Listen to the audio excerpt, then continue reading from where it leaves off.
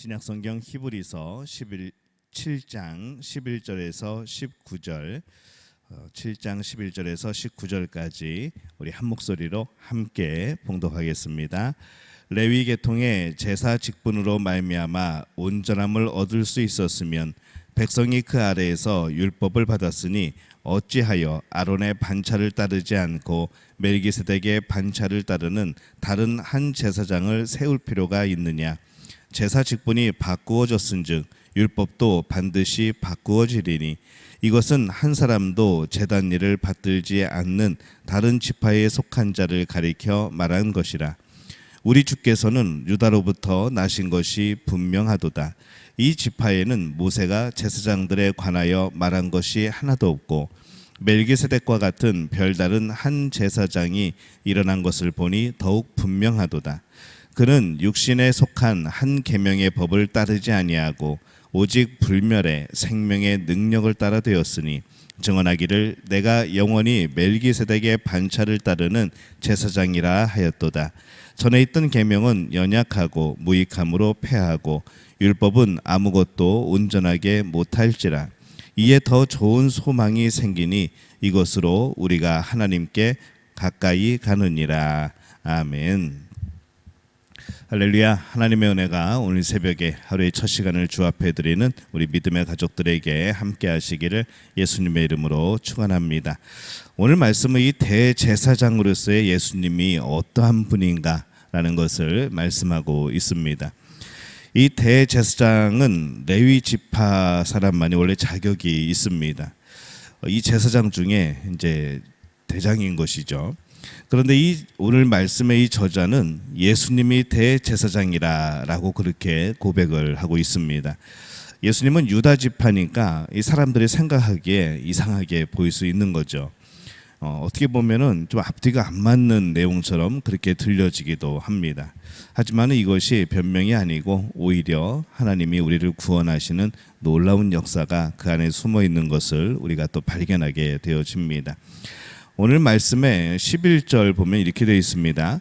레위 계통의 제사 직분으로 말미암아 온전함을 얻을 수 있었으면 백성이 그 아래에서 율법을 받았으니 어찌하여 아론의 반차를 따르지 않고 멜기세덱의 반차를 따르는 다른 한 제사장을 세울 필요가 있느냐라고 말씀을 합니다. 이 메시아는 다윗의 자손으로 유다 지파인 것을 성경은 계속 말씀을 합니다. 또 그렇게 예언하고 있죠. 그리고 이 메시아는 우리의 대제사장이 되신다라고 말씀을 합니다.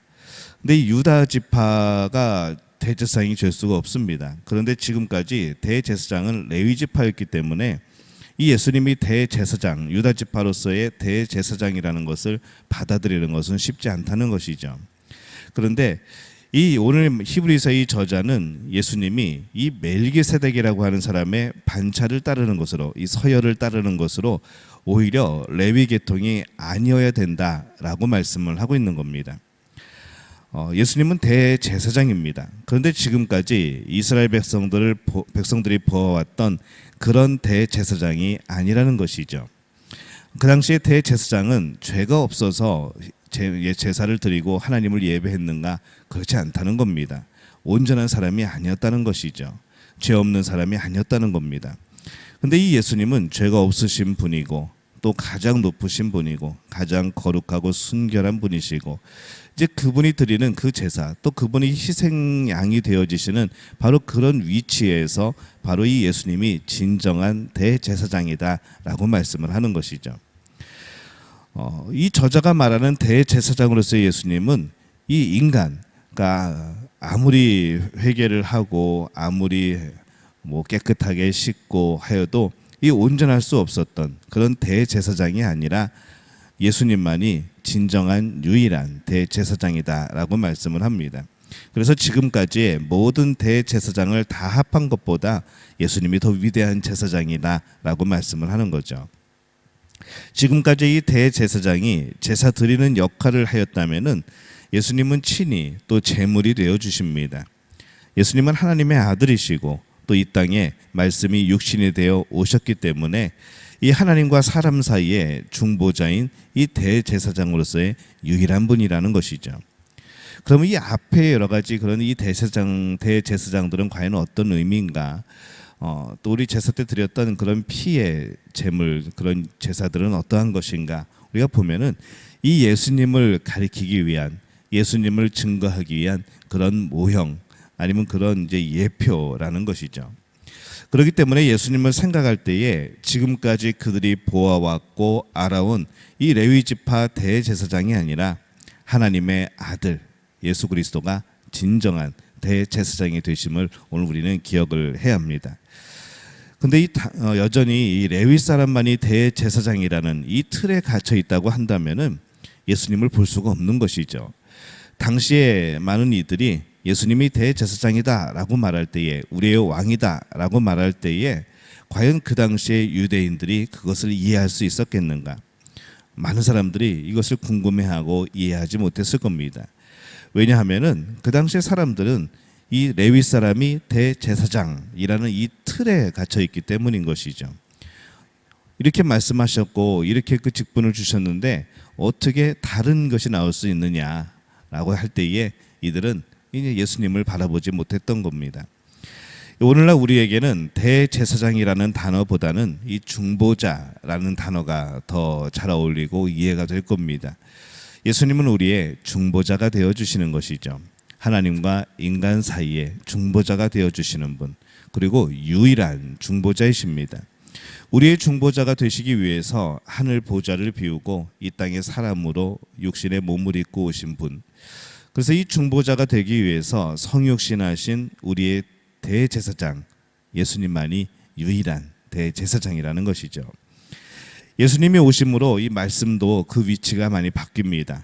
오늘 말씀의 12절에 보면은 제사 직분이 바꾸어졌은즉 율법도 반드시 바꾸어지리니 이렇게 말씀을 합니다. 이전에 레위 지파가 말씀에서 말하는 이 제사를 통해서 그 백성이 하나님께 나아가는 것을 이 대제사장들이 도왔던 것이죠. 그런데 이 대제사장 예수님은 자신을 통해 하나님 앞에 나아가게 하십니다. 그 당시에 이 대제사장이 그런 역할을 했지만은 과연 그 역할을 진정으로 할 수 있었는가? 아니라는 것이죠. 온전한 사람이 아니었던 겁니다. 하지만 이 대제사장 되신 예수님은 바로 자신을 통하여서 하나님 앞으로 우리를 나아가게 하십니다. 동물의 피가 아니라 바로 하나님의 아들 예수님의 피를 통하여서 하나님께 나아가게 하시는 거죠. 그래서 이 동물의 피는 모두 예수님의 피를 상징하는, 또 예표하는 바로 그런 것들이었습니다. 그러니까 우리가 지금 우리 신약의 성경에서 구약을 보면은 이것이 바로 예수님을 뜻하는 것이었구나, 이것이 바로 예수님을 상징하는 것이었구나, 앞으로 이 땅에 오실 예수님에 대한 그런 말씀이었구나, 우리가 그렇게 이해하고 보는 것처럼 바로 이 예수님이 이 많은 부분에 있어서 그 상징으로 바로 다른 그런 동물의 피를 드리는 그런 제사의 모습으로 나타났던 것이죠. 그것은 예수님이 오시기 전까지의 효력이 있었습니다. 그 효력도 자체적으로 있는 것이 아니라 예수님의 피를 생각하고 이 성경이 가리키는 바로 예수님에 대한 그 전제 아래서 이 모든 것이 가능했던 것이죠. 예수님이 오심으로 인하여서 이제 그것은 더 이상 효력이 없게 됩니다. 오히려 더 완전하게 되어지죠. 예수님도 믿고 제사를 드리기도 하면 효력이 2배가 되는 것이 아니라는 겁니다. 근데 때로 어떤 유대인들은 그렇게 생각을 했습니다. 이제 예수님을 믿기 시작한 어떤 유대인들은 예수님도 믿고 제사도 드리고 율법도 지키고 할례도 받고 그러면은 더 2배로 효과가 있고 더 보증이 되고 확정이 되는 거 아닌가, 이제 그런 이야기들이 나왔던 것이죠.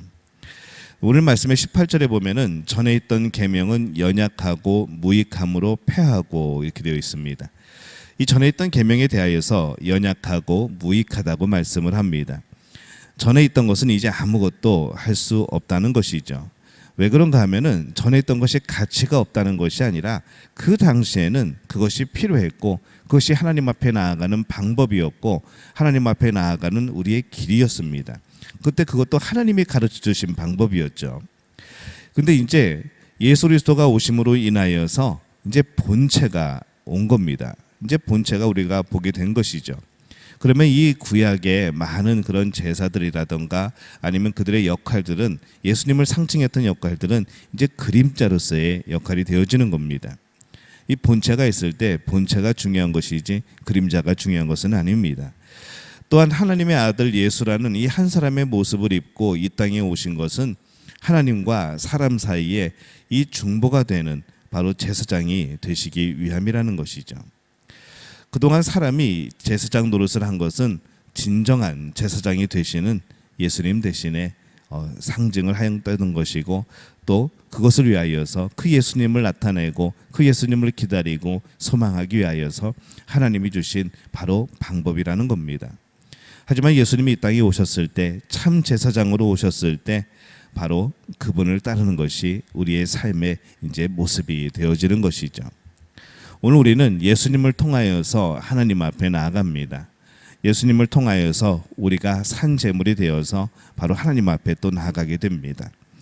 이 예수님이 진정한 대제사장이 되신다는 것, 예수님이 이 진정한 중보자가 되신다는 것, 또 예수님이 진정한 왕이 되신다는 것, 이것은 오늘 우리에게 있어서 큰 은혜이고 또 구원의 놀라운 역사이기도 합니다. 그렇기 때문에 예수님을 통하지 않고서는 구원을 이룰 수 없다는 그 말씀이 맞는 것이죠. 오늘 우리는 예수님을 어떻게 바라보고 계십니까? 예수님 말고 뭐 다른 것으로 하나님 앞에 나아가려고 하는 것, 예수님의 그 역할과 그 보혈의 피가 아니라 다른 것으로, 때로는 내 공로로, 내 희생으로 하나님 앞에 나아가려고 하는 것, 이것이 과연 진정한 길인가 바라보게 되어지는 것이죠. 진정한 길은 예수 그리스도를 통하는 겁니다. 예수 그리스도를 고백하는 겁니다. 그리고 예수 그리스도 안에 우리의 믿음을 담는 겁니다. 그렇게 살아가게 될 때에 오늘 우리의 모든 삶의 진정한 의미는, 또 진정한 길은 바로 예수 그리스도가 되어지는 것이죠. 그래서 예수님이 길이십니다. 예수님이 진리입니다. 그래서 예수님이 생명입니다. 오늘 우리가 이 말씀을 기억하면서 예수 그리스도를 통하여서 하나님 앞에 거룩함으로 나아가게 되는 그런 복된 믿음의 가족들이 되어지시기를 예수님의 이름으로 축원합니다.